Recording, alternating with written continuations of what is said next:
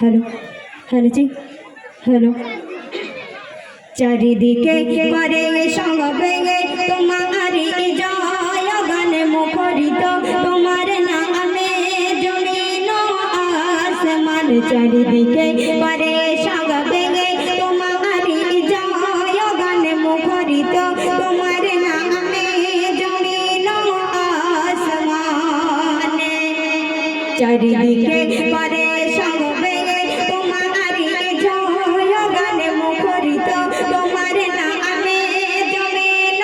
आसमान তুমি মহান খোদা তুমি মহান তুমি মহান খোদা তুমি মহান তুমি মহান খোদা তুমি মহান তুমি মহান খোদা তুমি মহান তুমি মহান তুমি মহান তুমি মহান তুমি মহান চারিদিকে করে সব ভেঙে তোমারি জয় গান মুখরিত তোমার নামে জমিন আসমান তুমি মহান খোদা তুমি মহান তুমি মহান খোদা তুমি মহান তুমি মহান খোদা তুমি মহান তুমি মহান খোদা তুমি মহান তুমি মহান তুমি মহান তুমি মহান তুমি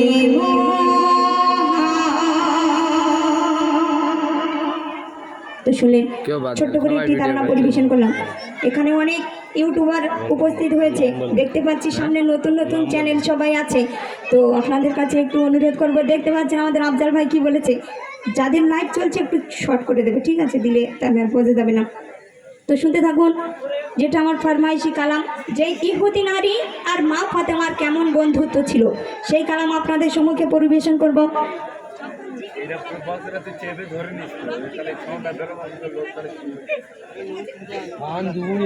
হ্যালো হ্যালো চেক। তো শুনতে থাকুন, সেই ইহুদি নারী এবং মা ফাতেমার এই বর্তমান জামানায় ছেলে মেয়েরা প্রেম করে, তাদের সামান্য তুচ্ছ কথার মধ্যে ভেঙে যায়। অনেকজনের বন্ধু বান্ধব আছে, তাদের সামান্য জিনিস সেই বন্ধু বান্ধব গুলো কেটে যায়, কিন্তু ইহুদি নারী এবং মা ফাতেমা দুজনে কেমন বন্ধুত্ব ছিল সেই ঘটনামূলক কালাম আপনাদের সম্মুখে পরিবেশন করবো। মন দিয়ে শুনবেন, আশা করছি সকলের ভালো লাগবে। একটা ইহুদি নারী ছিল বাজারে, বন্ধু ছিল গো মাঙা ফাগাতে মাঙা ভালোবাসা প্রেম মায়া মমতা ছিল তাদের অনুপ্রেরণা, ছিল তাদের অনুপ্রেরণা। একটা ইহুদি নারী ছিল বাজারে, বন্ধু ছিল গো মাঙা ফাগাতে মাঙা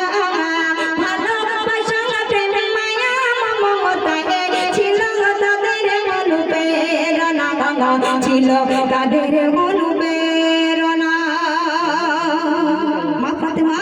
এবং ইহুদি নারী যখন বড় হয়ে গেল, সেই ইহুদি নারী যখন বিয়ে ঠিক হয়ে গেল, তার আব্বাজি যখন তার বিয়ে ঠিক করে নিল, তারপরে কি ঘটছে সেই 1 তারিখে বিয়ের দিনে কি ঘটছে শুনবেন।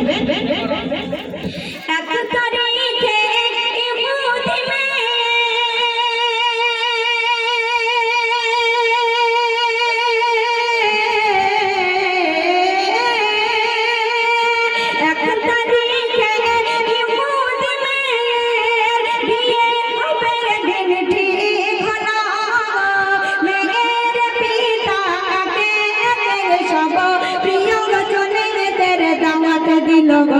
প্রিয়জনের দাওয়াত দিল,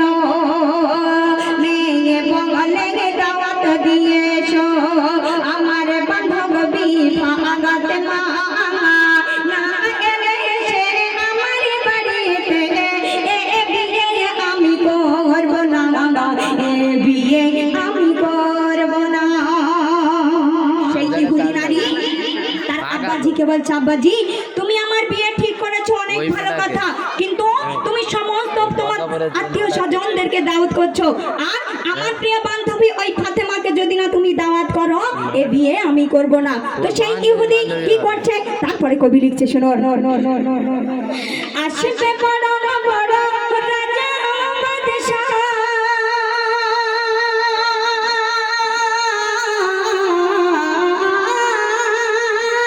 আসবে বড় বড়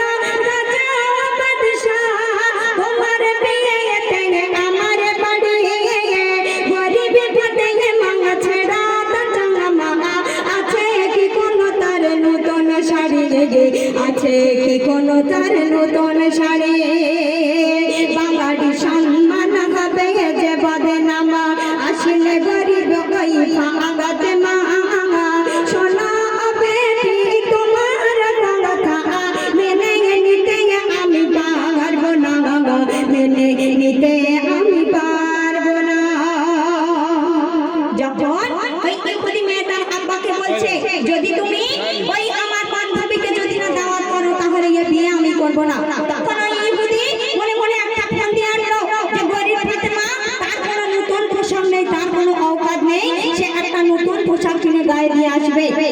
তখন ওই ইহুদি তার মেয়েকে বলছে যদি তুমি ওই গরিব ফাতেমা আমার বাড়িতে আসে আমার বাড়িতে অনেক রাজা বাদশারা আসবে তারা এসে যখন দেখবে এই গরিব ফাতেমার গায়ে একটা ছেঁড়া পোশাক আমাদের কি আর মান সম্মান থাকবে যদি ওই ফাতেমা নতুন পোশাক পরে তোমার বিয়েতে আসতে পারে তাহলে তুমি দাওয়াত করে এসো তো তারপরে কি ঘটছে শুনবে অনেকে বলার পরে পিতাকে রাজি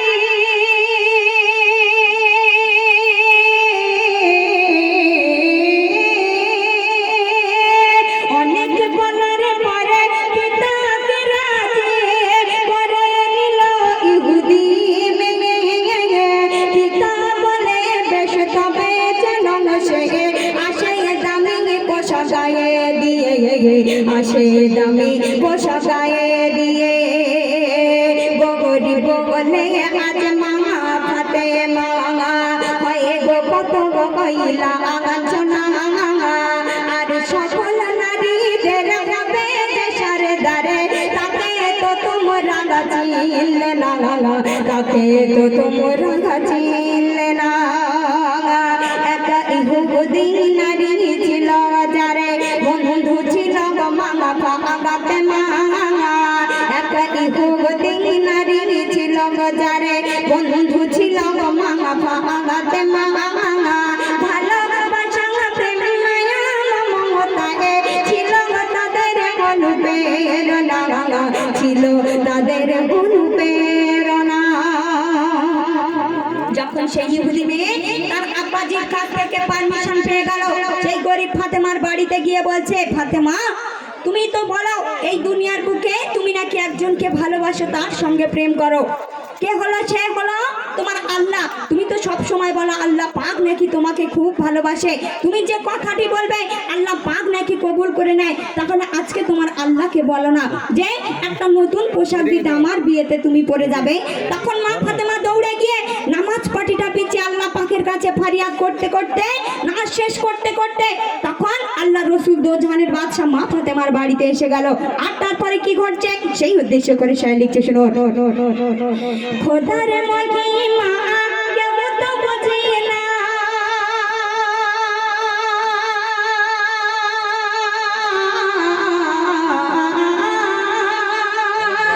খোদার মহিমা কেউ তো বোঝে না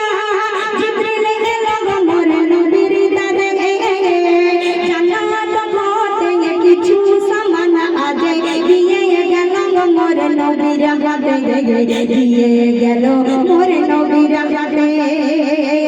ফাতে মারবা বাড়ি দিয়ে মলম বিয়ে বলছে শোনো ফাগাতে মা খোদার উপহার তোমার তাওয়ারে কবুল করো রে নাজেরানা কবুল করো রে নাজেরানা যখন ওই মা ফাতেমার বান্ধবীর বিয়ে যখন শুরু হয়ে গেল আর মা ফাতেমা যখন সেই সুন্দর পোশাকটা পরে ওই ইহুদি নারীর বাড়িতে গেল সমস্ত জায়গায় সুগন্ধে ভরে গেল আর ইহুদি সমস্ত নারীরা মা ফাতেমার কাছে এসে কি বলছে আর সেই সম্পর্কে সে লিখছে শুনুন যখন ফাতেমা আসলো সে বাড়ি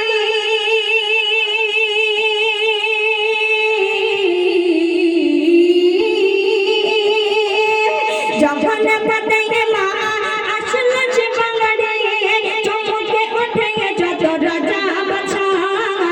একই অপরূপ পোশাক ফাতেমারে হারিয়ে গেল সব মুখের ভাষা হারিয়ে গেল সব মুখের ভাষা সুভাষে ভরপুর তুমুর বহু দূরে মেশকের গন্ধে দিবনা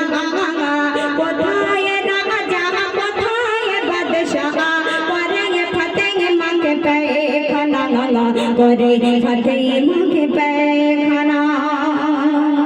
যখন মা ফাতেমা সেই ইহুদি মেয়ের বিয়েতে এসে গেল, আর সমস্ত ইহুদি নারীরা গিয়ে মা ফাতেমার কাছে গিয়ে বলছে, বহু জান এই পোশাক তুমি কোথা থেকে কিনে এনেছো? এত সুন্দর পোশাক এই পৃথিবীর বুকে কোনো দোকানে কোথাও নেই, তুমি কোথা থেকে কিনেছো বলো? আমার আব্বাজিকে বলে এমন সুন্দর পোশাক আমি সেই দোকান থেকে কিনে আনবো। মা ফাতেমা এমন বুদ্ধিমতী ছিলেন, মা ফাতেমা বলছে দোকান এই পৃথিবীর বুকে নাই, এই দোকান ছিল জান্নাতের ভিতরে, আর এই দোকানের মালিক হচ্ছে আমার আল্লাহ তাআলা। আর যদি তুমি এখন সবাই অনলাইনে অর্ডার করে দেয়, যদি তুমি অর্ডার করো তাহলে বাড়িতে এসে জিবরিল আমিন দিয়ে যায়, আর এই পথে যেতে গেলে এই দোয়াটাই পড়তে হবে। তো সেই মা ফাতেমার সঙ্গে সমস্ত ইহুদি নারীরা সেই দোয়া পড়ে নিয়ে একটা ড্রেসের জন্য সেই সমস্ত নারীরা ইসলাম ধর্ম গ্রহণ করলো। শেষ কথায় কবি বলছে শুনুন, দোকানের মালিক আল্লাহ তাআলা,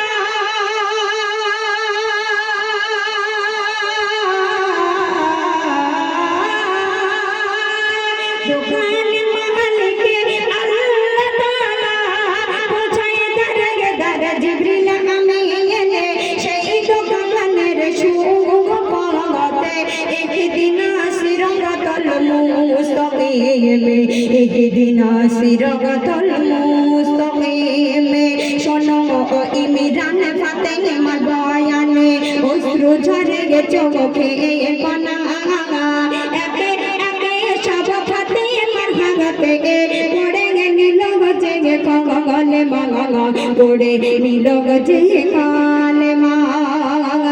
এক ইহুদি নারী ছিল যারে বন্ধু ছিল গো মামা।